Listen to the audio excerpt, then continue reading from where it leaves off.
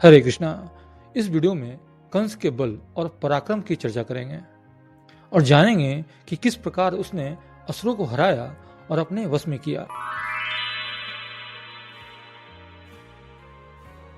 पिछले अध्यायों 1 से 5 में हमने जाना था कि कृष्ण परम भगवान हैं, उनके गोलोक धाम का दर्शन, फिर गोपियों के जन्म एवं देवताओं के अवतारों की चर्चा हुई थी। अब आगे राजा बहुलास्व ने पूछा, हे देवर्षि नारद, यह महान बलशाली और पराक्रमी कंस पहले किस दैत्य के रूप में जाना जाता था? कृपया उसके पिछले जन्मों और कर्मों के बारे में बताइए। नारद जी ने कहा, राजन, पहले कालनेमी नामक एक असुर था जिसने समुद्र मंथन के समय भगवान विष्णु से युद्ध किया था।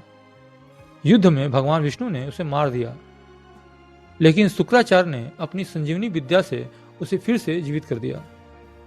इसके बाद कालनेमी ने भगवान विष्णु से बदला लेने के लिए तपस्या शुरू कर दी। वह मंदार पर्वत के पास जाकर 100 वर्षों तक घास का रस पीकर ब्रह्मा जी की तपस्या करने लगा।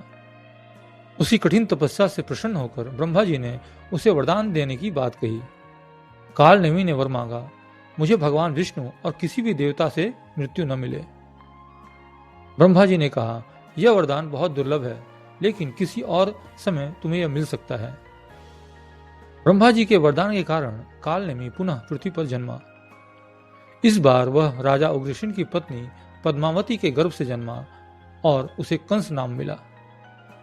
बचपन से ही वह पहलवानों के साथ कुश्ती लड़ने लगा।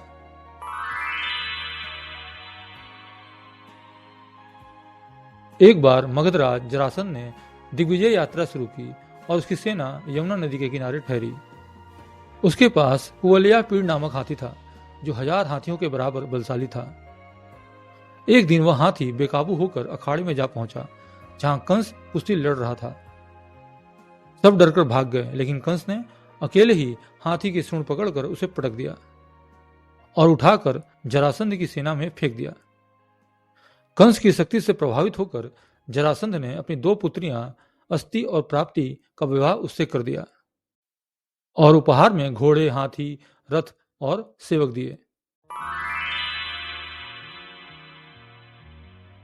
कंस युद्ध का प्रेमी था। वह माहिष्मती नगरी पहुंचा, जहां चाणूर, मुष्टिक, कूट, सल और तोसल नामक प्रसिद्ध पहलवान थे। कंस ने उन्हें मल्ल युद्ध के लिए ललकारा और एक एक करके सबको हरा दिया। इसके बाद कंस प्रवर्षणगिरी पर्वत पर गया। वहां उसने द्विद नामक वानर से 20 दिनों तक लगातार युद्ध किया।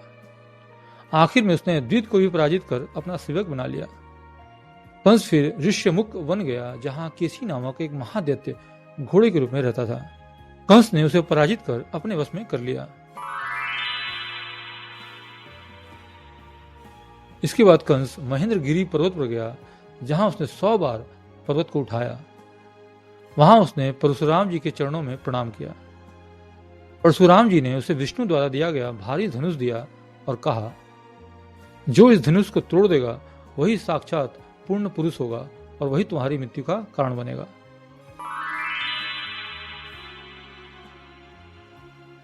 इसके बाद कंस ने कई शक्तिशाली दैत्यों से युद्ध किया।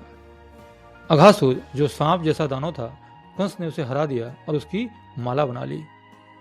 अरिष्टासुर, जो बैल जैसा दानव था, कंस ने उसे मुक्कों से पराजित किया। लंबासुर, कंस ने उसे पकड़कर जमीन पर पटक दिया। धेनुकासुर, कंस ने घूंसों से मारकर उसे चूर चूर कर दिया। तृणावर्त, यह दानव कंस को आकाश में ले गया, लेकिन कंस ने उसे खींचकर धरती पर पटक दिया। बकासुर, उसने कंस को निगल लिया, लेकिन कंस के कठोर शरीर से वह घुटने लगा और उसे फिर उगल दिया। पूतना, कंस ने उससे युद्ध नहीं किया और उसे बहन मान लिया। भौमासुर, जिसे नरकासुर भी कहते हैं, उसने भी कंस की शक्ति देखकर उसकी मित्रता स्वीकार कर ली।